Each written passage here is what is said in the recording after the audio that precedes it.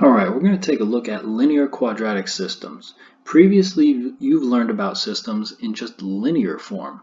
Systems means there's a set of two equations, and linear was that both of them were lines. So that means basically graphing. If you were to take these two lines and graph them, they would cross at one point, most times. If you were to graph them and they had the same exact slope, then they would be parallel to each other and they wouldn't have any solutions. If they happen to be the exact same two lines, they'd be on top of each other and they would have infinite amount of solutions. But now we're going to step that up. We're going to be looking at linear quadratic. So that's a line and a quadratic, which is a parabola. So we're looking graphically where lines and parabolas cross. And this usually happens twice. Okay? Usually happens twice. So I'm going to make a note of that. Usually crosses in two places. All right, and those two places are points, x and y, and another place, x and y.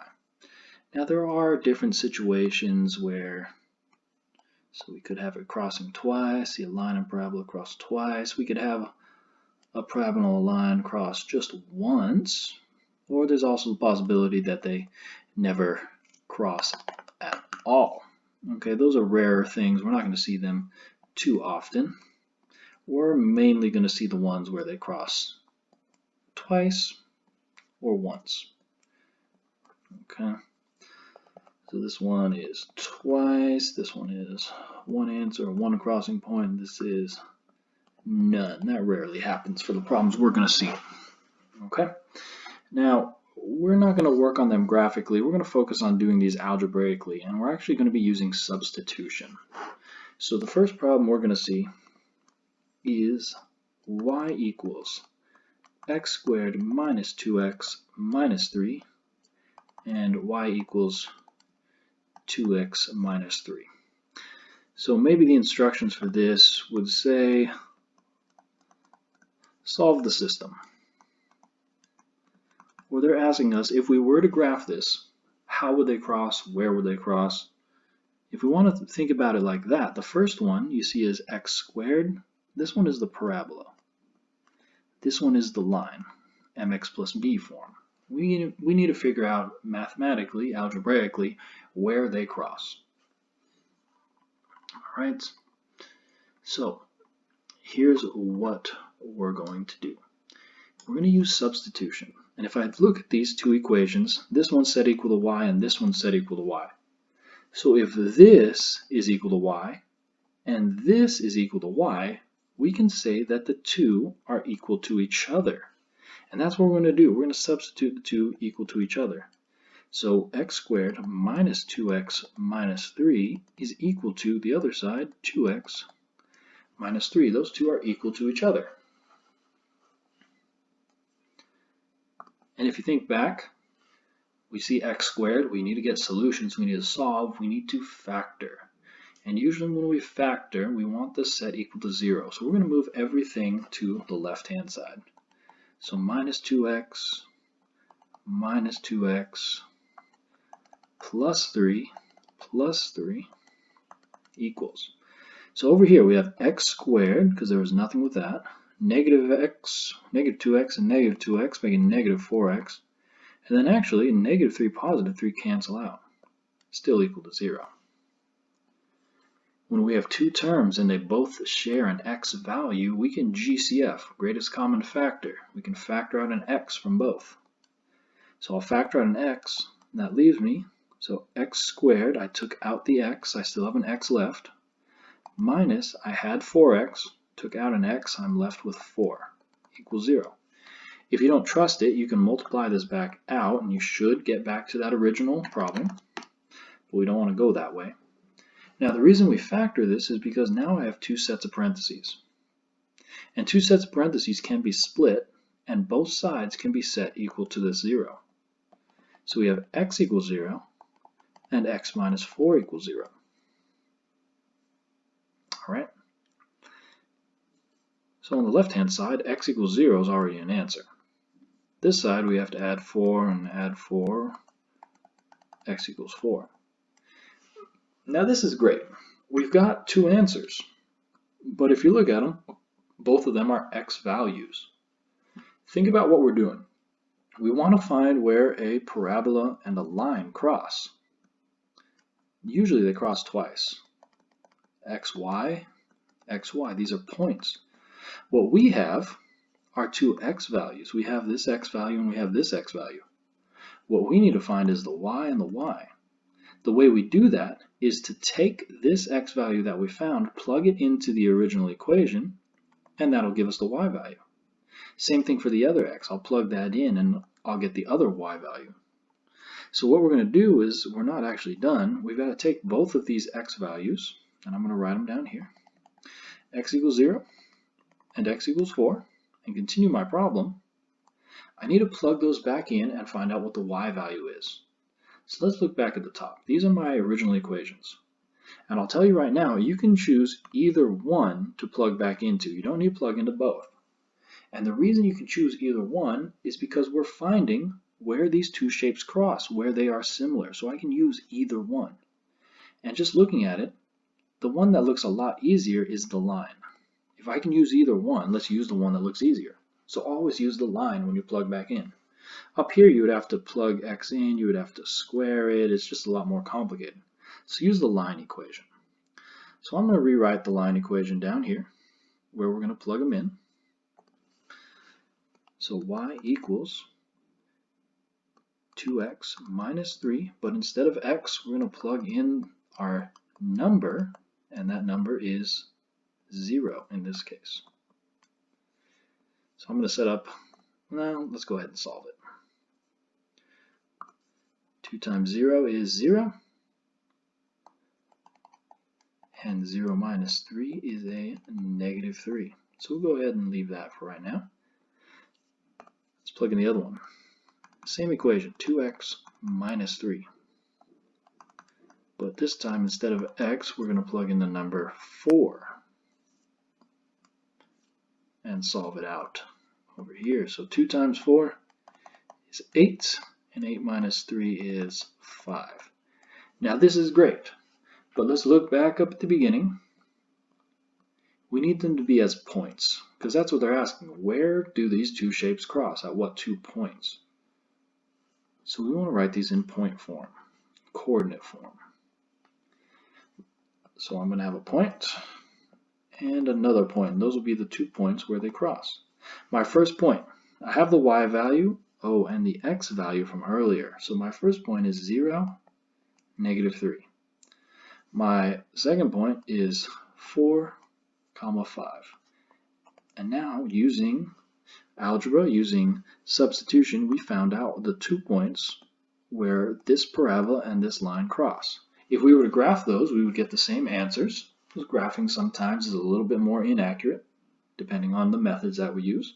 But algebraically, we're always going to come out to these nice answers. All right, let's try another one. For example, we're going to solve the system.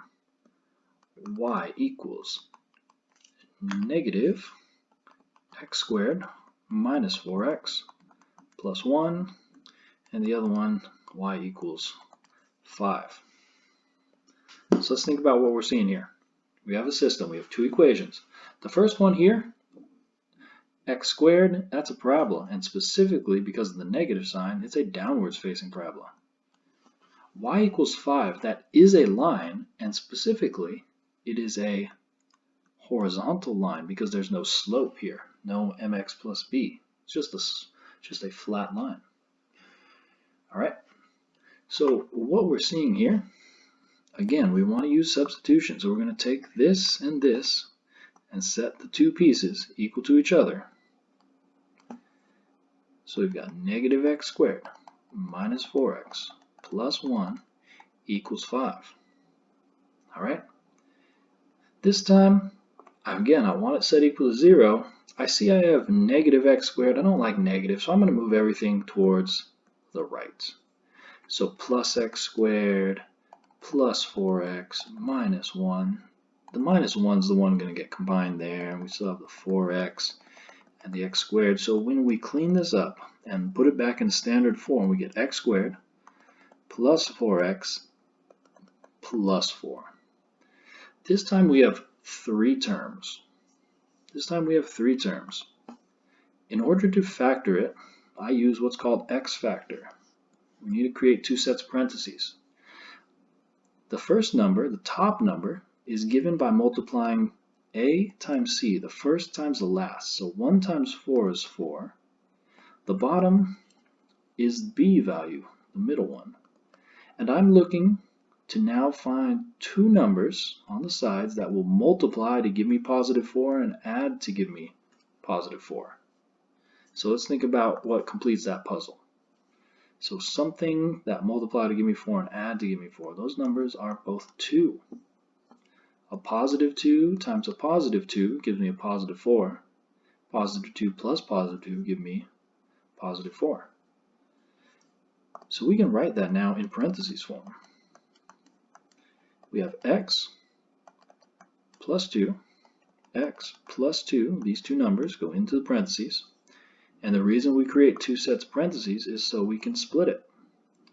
And now we can set both sides equal to 0. X plus 2 equals 0 and x plus 2 equals 0. My first answer, once I solve it, is negative 2. Now the interesting thing is, I do have two answers, they just happen to be exactly the same. So if I continue this problem, remember I'm not done with it. I need to take this x value and plug it back in and solve for y. And I want to use the simple one. Use the line equation. So my line equation is y equals 5. I want to take this, plug it in for x, but there is no x. So no matter what we plug in, the answer is going to be 5. Same thing for the other one. It's already telling you. That's why we want to think about it. It's already telling you that y is 5. If you don't believe it, you could take that 2 that we got, plug it into this one, and you'll still get 5. That's just a lot more work. They already told you that the y value is 5. So if we were to write these as a point, as a coordinate, my first point is negative 2, comma 5. My other point is negative 2, comma 5. They happen to be the same point. So what we're seeing here is a downwards facing parabola and then a horizontal line crossing right here at negative 2, 5. They just happen to be on top of each other. It's the same exact point. You can list it twice, you can list it once. Either way, this is telling me that it's only crossing that one time, or touching that one time. All right, let's go with one more problem here. So for example, y equals x squared minus 2x plus 4. Y equals x minus 1. Again, we're going to solve the system. If they're both set equal to y, we can set these two equal to each other. So we've got x squared minus 2x plus 4 equals x minus 1, the two pieces. See those? Two pieces. In order to factor, I need to get them set equal to 0. So I'm going to move everything to the left this time. So minus x plus 1 plus 1. So that's x squared coming down. Negative 2 and negative 1 make negative 3x. Positive 4 and positive 1 make positive 5x. Equals 0 now. Again, I have three pieces, so x factor might be the way to go. My multiply numbers on top, my add numbers on bottom. So my top number is 1 times 5 is 5. Bottom number is negative 3. I'm looking for two numbers that will multiply to give me 5 and add to give me negative 3. So let's see, the multiples or the factors of 5 are 1 and 5, and no matter how I play those around, I'm never going to get a negative 3. So x factor doesn't work. And if we think back, if x factor doesn't work, the only thing left for us is quadratic formula. We don't like to use that unless we have to, but in this case, quadratic formula is all that's left. So we want to label our a, b, and c.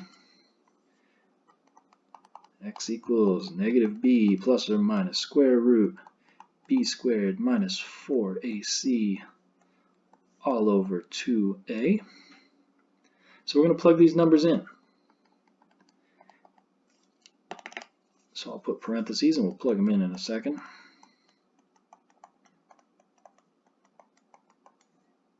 So sometimes it's just going to come out ugly and we're going to have to use quadratic formula.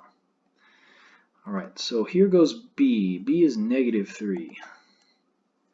Here's b again, negative 3. A is 1, c is 5, and a 1 again. Alright, let's see what this comes out to. Negative 3 is a positive 3. Plus or minus square root. Negative 3 squared is a 9. 4 times 1 times 5 is minus 20 all over 2. So we got 3 plus or minus square root 9 minus 20 is a negative 11. Alright. But if I look at this, this is an issue. That's a negative number inside a square root. That's known as an imaginary number. Ooh, that's not how you spell it. Imaginary number. Negatives inside square roots are imaginary numbers. So what this is actually saying, if we think about it graphically, and that's how we're going to think about the crossing right now, what we're seeing, it's not that we can't get an answer, okay? Now this just gives us an issue. We're seeing a parabola and a line that just don't cross. So there really is no solution to this set because these things don't cross. We're trying to find the crossing points. Alright, so we've found that mathematically there still is a parabola, there still is a line, but because of this issue, there is no solution. There is no crossing point. So that's what they're asking us. There's no solution here. Alright, so that's actually where we would end the problem. There is no crossing point on this one. So if you want to make a note of that, the parabola and the line don't intersect. They don't cross. They don't touch. Alright, so the math proves it. So we've seen a solution or an answer with no solution. They don't cross at all. We've seen a problem where my parabola and line just cross once, touch once. We get the one answer. And then the one we're going to see a lot of is where they cross at two very distinct points. Remember, this is the shape we're seeing here. Cross once, cross twice.